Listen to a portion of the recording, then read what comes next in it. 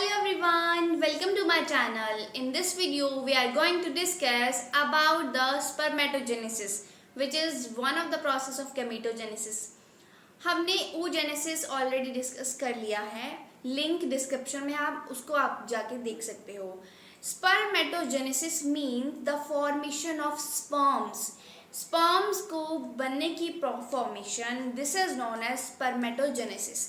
And this process occurs in the males, whereas oogenesis, which is the process of females, it is formation of ovum inside the females. But here spermatogenesis is the process of formation of sperms, which is the process of males.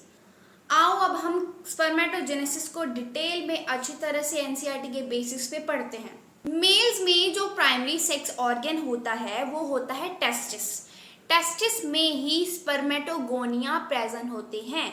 ये spermatogonia क्या होते हैं? Immature male germ cells, जो कि अभी mature नहीं हुए हैं. ये मेल जर्म सेल्स, इन्हें हम स्पर्मेटोगोनिया भी कहते हैं. ये टेस्टिस में प्रेजेंट होते हैं. टेस्टिस क्या है?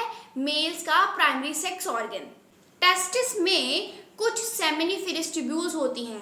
अब ये जो इमेच्योर मेल जर्म सेल्स है, मतलब स्पर्मेटोगोनिया है, ये उन सेमिनिफेरस ट्यूब्यूल्स की वॉल्स में प्रेजेंट होते हैं. इसी के साथ ही जो स्पर्मेटोगोनिया है ये डिप्लॉयड होते हैं, मतलब इनमें 46 क्रोमोसोम्स प्रेजेंट होते हैं.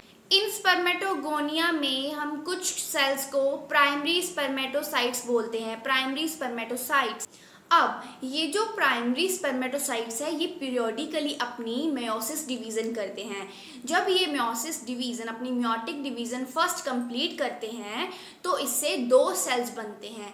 ये जो दो सेल्स हैं, एक तो ये इक्वल होते हैं, दूसरा ये हैप्लॉइड होते हैं. हैप्लॉइड मतलब ये जब अपनी फर्स्ट मेयोटिक डिवीजन कंप्लीट करेंगे दो सेल्स बनाएंगे जो कि हैप्लॉइड होंगे. हैप्लॉइड मतलब इनमें 23 क्रोमोसोम्स प्रेजेंट होंगे और इन्हें हम बोलेंगे सेकेंडरी स्पर्मेटोसाइट्स. सो क्या हुआ? स्पर्मेटोगोनिया ने अपनी मेयोटिक डिवीजन फर्स्ट कंप्लीट की, उससे क्या बने? दो सेल्स बने.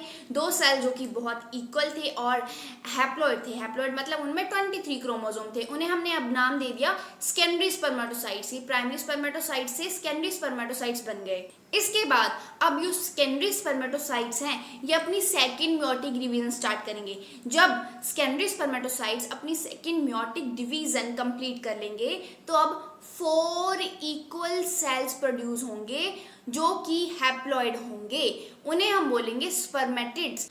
अब ये जो स्पर्मेटिड्स है थोड़ा मैच्योर होते हैं तो इनका थोड़ा सा स्ट्रक्चर चेंज होता है जिसे हम नाम देते हैं स्पर्मेटोजोआ, या हम इसको स्पर्म्स भी बोलते हैं. So the transformation of spermatids into the spermatozoa is known as spermiogenesis. अब स्पर्मियोजेनेसिस तो हो गई. स्पर्मियोजेनेसिस के बाद ये जो स्पर्म्स है उनका जो हेड पार्ट है ये सटोली सेल्स में चला जाएगा, जिन्हें हम नर्स सेल्स भी बोलते हैं. ये उनमें चला जाएगा, मतलब इनका जो स्पर्म्स का हेड है will get embedded into the Sertoli और नर्स सेल्स. इसके बाद जब स्पर्मियोजेनेसिस हो गया तो ये स्पर्म्स जो हैं वो सटोली सेल्स के अंदर जाएंगी, एम्बेड हो जाएंगी. अब ये जो स्पर्म्स हैं जो कि सटोली सेल्स के अंदर चली गई हैं ये सेमिनिफेरस ट्यूब्यूल्स की वॉल से भी बाहर आ जाएंगी, जिसे हम कहते हैं स्पर्मिएशन. सम अप करते हैं. सबसे पहले इमेच्योर मेल जर्म सेल्स थे, उनमें से कुछ प्राइमरी स्पर्मेटोसाइट्स थे. उन्होंने फर्स्ट मेयोटिक डिवीजन की, दो सेल्स बने. फिर वो सेकेंडरी स्पर्मेटोसाइट्स बोला गया उनको.